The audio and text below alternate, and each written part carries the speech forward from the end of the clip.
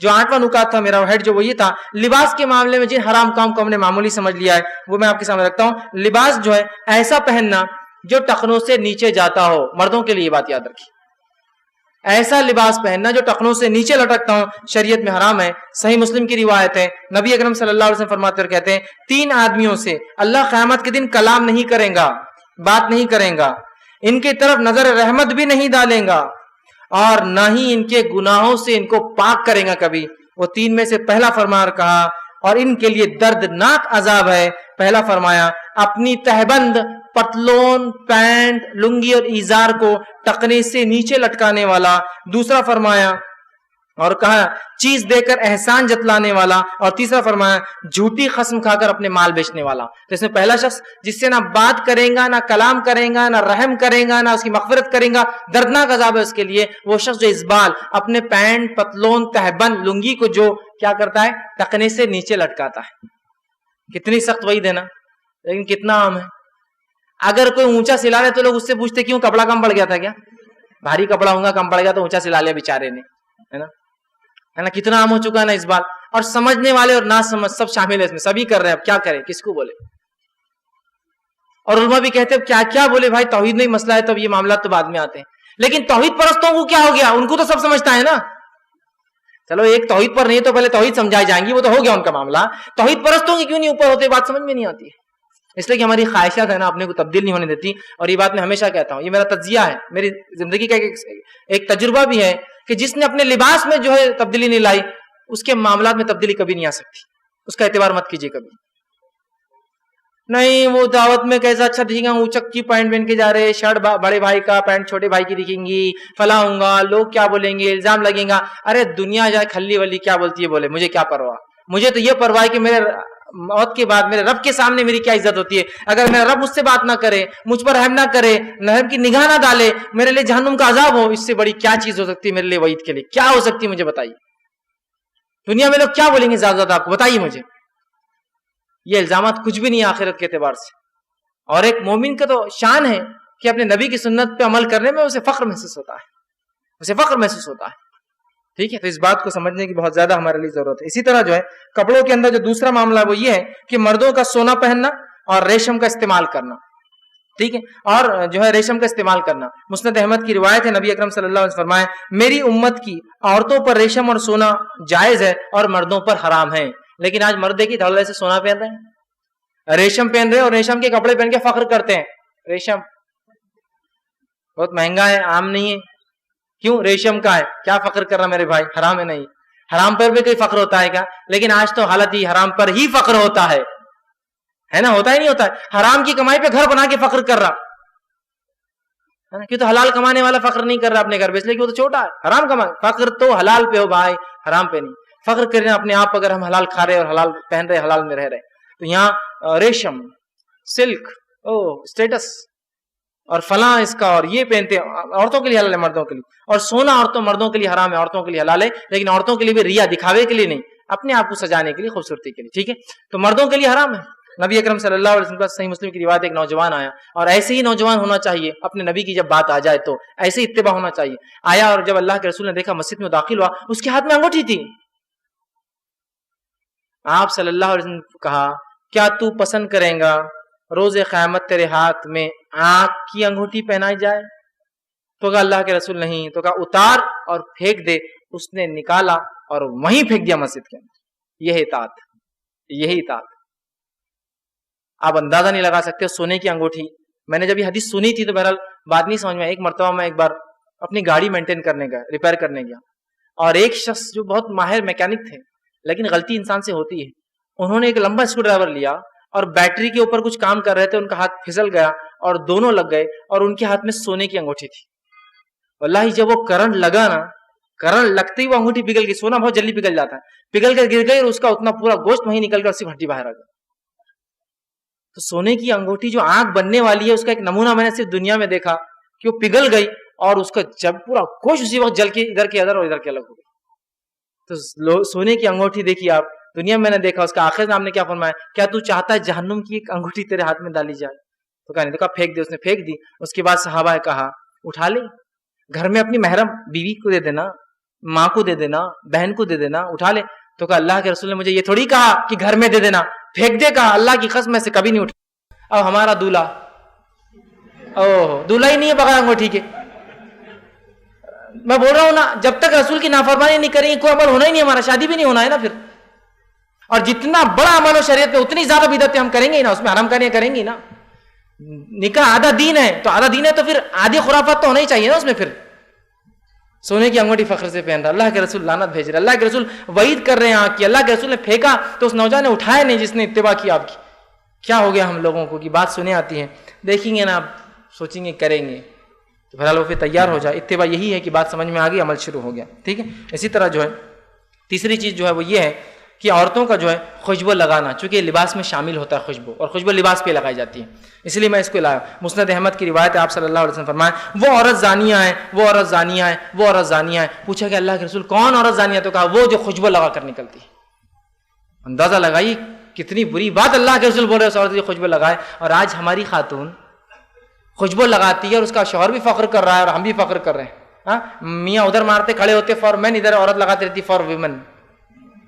Saint पे अलग अलग होते हैं ना, मर्दों के लिए औरतों के लिए, और फख्र महसूस करते हैं, शान समझते हैं, स्टेटस समझते हैं, सोशल सिंबल, सोसाइटी के अंदर ऊंचाई की अलामतें समझते हैं। ये तो घटियापन है जिसको नबी जानिया कह दे, हाँ उसको कोई अच्छी औरत नहीं कह सकता, दुनिया में नहीं कह सकता। हो रहा हूँगा कोई कह रहा हूँगा, लेकिन अल्लाह के फरिश्ते और आखिरत में इस्तेकबाल नहीं है ऐसे लोगों का, ये बात तो तय है। वो असल है। स्टेटस क्या होना चाहिए? देखिए वहां स्टेटस हो कि इंसान मरे तो फरिश्ते इंतजार करे। हदीस में आता है जब नेक इंसान मरता है ना तो उसकी खुशबू आसमान पे जाती पहले, और नेक फरिश्ते रुक जाते और कहते कोई अच्छी रूह आ रही है, वेलकम करते, जैसे आता सलाम करते हैं और कहते हैं खुश रूह जिसने अल्लाह को राजी किया, खुश आमदीद, वेलकम, आओ अंदर। तो क्या पहचान है? हम बोलेंगे ऐसे आदमी की यार मरा तो फरिश्ते इंतजार करे, क्या पहचान।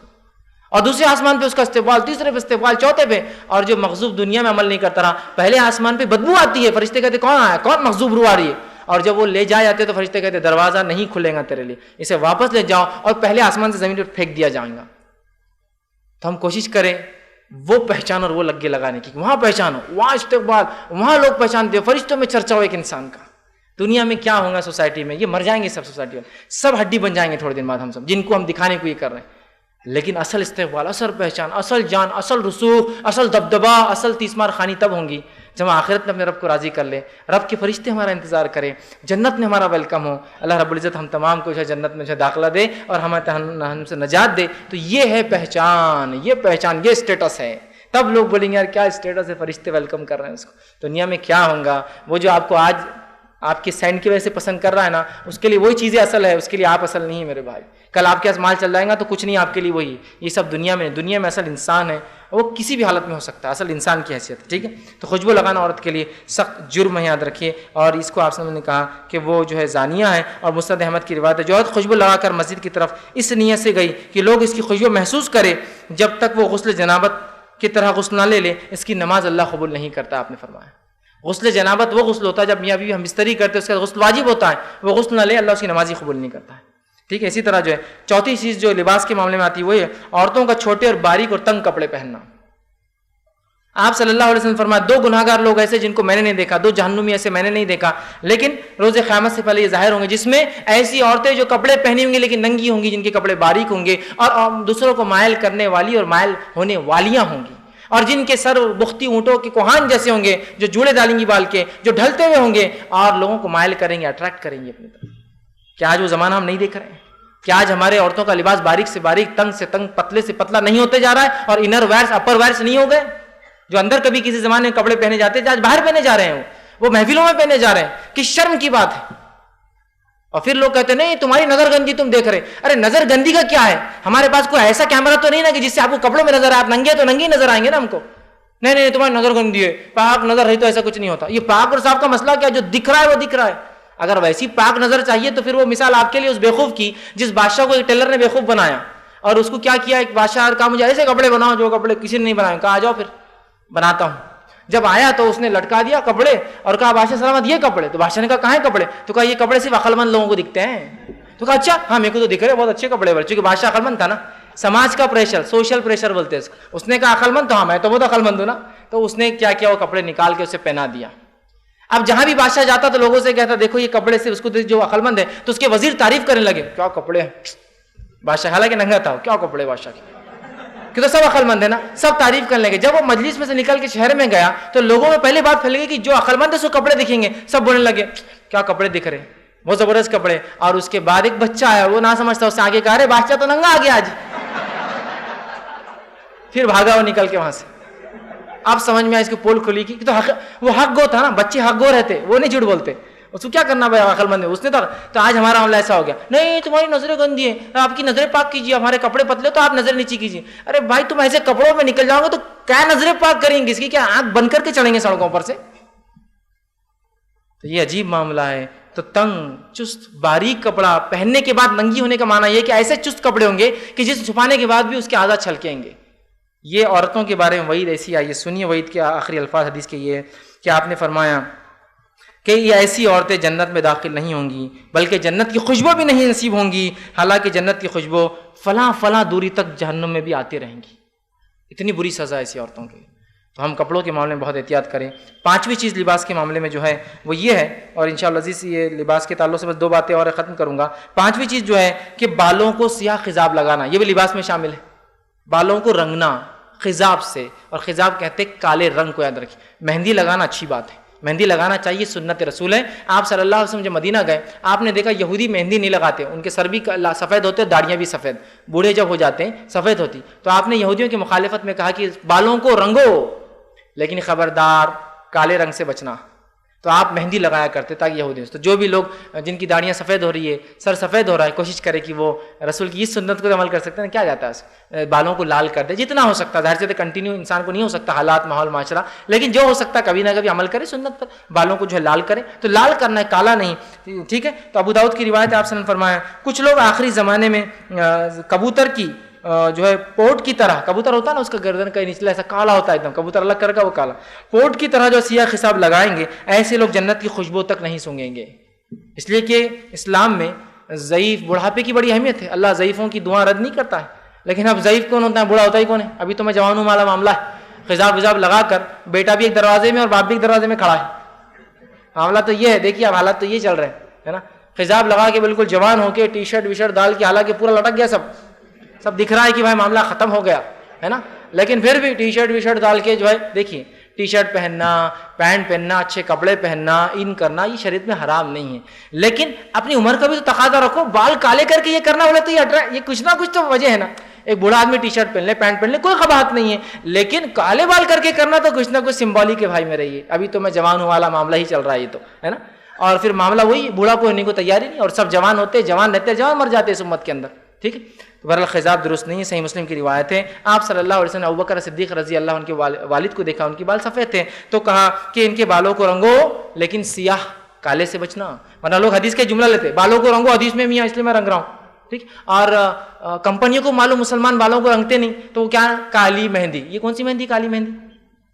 مہندی لال ہوتی ہے نا, کالی مہندی کہیں دکھتی ہے کیا آپ کو؟ اب تھوڑی دیر میں نکالیں گے ہری مہندی, لال مہندی, پیلی مہندی, ادی مہندی, وہ سب لگاؤ. پھر مہندی صرف لال ہوتی ہے, یاد رکھیں. لال میں آپ کو جڑی بوٹی ملا کے کلر چینج کر سکتے ہیں. حدیث میں آتا ہے کہ جڑی بوٹی ایک آتی تھی اس زمانے میں جو صحابہ ملا کے اس کو ڈارک کر دیتے تھے, وہ ایک الگ چیز ہے, لیکن وہ مہندی ہوتی تھی. ٹھیک. تو کالی نہیں ہوتی مہندی کبھی. ٹھیک. اسی طرح پانچویں چیز جو ہے, چھٹی چیز جو ہے, نقلی بال لگانا. نقلی بال لگانا بھی حج کتنا عام ہے, ویک ہے نا. اور یہ بھی اسی کی علامت ہے کہ میں کسی کی تو سماج میں اسٹیٹس کے لیے ایک چیز ہے ہمارے پاس. تھوڑا سا جو لوگ جن کو اللہ نے بال نہیں دیے سر پر, احساس کمتری سے ذرا باہر نکلیے آپ. احساس کمتری, میرے بال یہاں سے کم ہو رہے, اب میں گھر سے باہر کم نکل رہا کہ تو میرے بال جا رہے ہیں. میرے بال جانے سے میرا جس کو میں اعتماد کم ہوتا جا رہا ہے, میرا لوگوں میں اٹھنا بیٹھنا ذرا فلاں ہو رہا ہے, مجھے اس میں یہ ہو رہا ہے اس میں. ارے کیا اللہ کی نعمت ہے, بال ہے اور نہیں ہے, اتنا ہی سمپل ہے. نہیں پھر وہ بال سے کیا ہوتا ہے, بولے ایک مضبوطی آتی ہے, بات کرنے میں فلاں ہوتا ہے. اللہ دے دے تو سب کچھ ہے, نہیں دے تو کوئی مسئلہ نہیں, اس میں مضبوطی لائیے. پھر احساس کمتری میں مت رہیے ان چیزوں کے معاملے میں. احساس کمتری ہوتی ہے تو پھر نقلی بالوں کا چکر اور تمام چیزیں چالو ہوتی ہے. نقلی بال لگانا شریعت میں حرام ہے. کس درجے حرام ہے, آئیے حدیث سے سنیے. صحیح مسلم کی روایت ہے, ایک عورت نے اپنی بیٹی کے بالوں کے بارے میں رسول اللہ سوال کیا. کس کے بارے میں, بیٹی کے. اور کہا اللہ رسول میری بیٹی کو ایک بیماری ہو گئی تھی, جب وہ بیماری سے شفایاب ہوئی اس کے بال جھڑ گئے, اس کے بال نکل گئے. کس کے بال نکلے, ایک عورت کے. ایک عورت کے لیے بال اس کی زینت اور خوبصورتی, اس کے بال چلے گئے بیچاری کے. تو کہا اللہ کے رسول میری بیٹی کے بال پورے جھڑ گئے ہیں, کیا میں مصنوعی بال ویگ لگا لوں تاکہ میری بیٹی کو رشتے آئیں گے, شادی کا معاملہ ہے, ڈپلیکیٹ ہیئرس لگا لوں. دیکھیے کتنی مجبور ہوں گی نا وہ ماں اپنی بیٹی کے لیے جس کی بال ہی نہ ہو. آج تو معاملہ اتنی چیزوں پہ لوگ رشتہ توڑ دیتے, چھوٹے بالوں پر, اس کو بیچاری کو تو بال نہیں. اب سنیے رسول اللہ جواب کیا دیتے ہیں. آپ نے فرمایا اصلی بالوں کے ساتھ دوسرے بال لگانے والی اور لگوانے والی عورتوں پر اللہ نے لعنت کی ہے, میں تجھے اجازت نہیں دے سکتا. ویسا رہنا اچھا اس کا ٹکلا. تو مردوں کو کیسی اجازت دی جائیں گی جب عورت کے لیے تو بال زینت ہے, اس کے لیے نہیں, لیکن نقلی بال لگائے جا رہے ہیں اور پتہ نہیں کیا کیا اس کے لیے لوگ عمل کر رہے ہیں. اللہ رحم کرے. بہرحال اس سے ہم جو ہے حفاظت کریں اپنے آپ کی. ٹھیک. اسی طرح جو ہے 9ویں کیٹیگری جو میں نے باندھی تھی وہی ہے